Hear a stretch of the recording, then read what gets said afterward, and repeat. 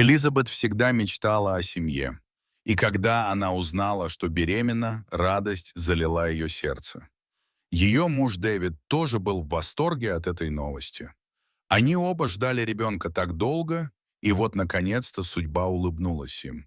На УЗИ им сообщили, что у них будет не один, трое детей. Это было шоком, но и радостью одновременно. Беременность проходила у Элизабет без проблем. Она заботилась о себе, соблюдала все рекомендации врачей.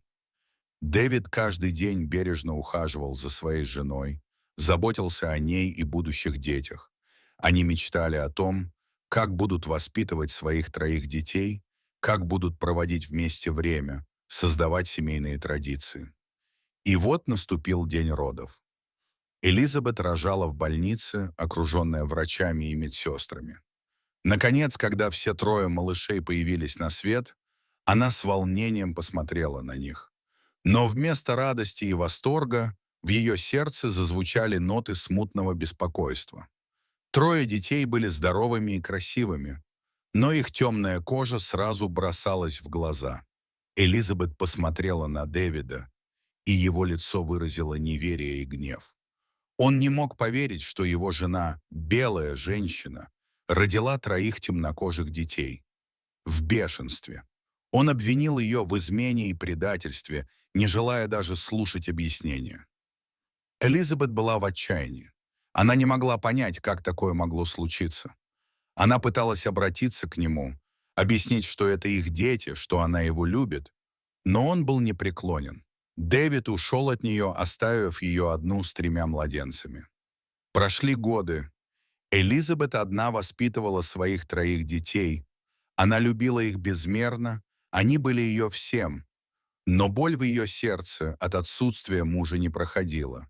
И вот однажды, спустя 15 лет, на пороге их дома появился Дэвид. Он изучал генеалогию своей семьи и вдруг обнаружил, что в его роду были темнокожие предки. Он понял, что все это время он ошибался, обвиняя жену в чем-то, чего не было. Он видел свою ошибку и понял, что его дети — это его кровь, его семья, независимо от их цвета кожи. Дэвид пришел к Элизабет с просьбой о прощении, и она, глядя в его глаза, поняла, что прощение — это единственный путь к счастью. Она простила его и открыла ему двери своего дома и своего сердца. Так Элизабет, Дэвид и их трое детей стали на путь воссоединения и понимания. Они поняли, что цвет кожи не имеет значения, что главное — это любовь, семья и уважение друг к другу.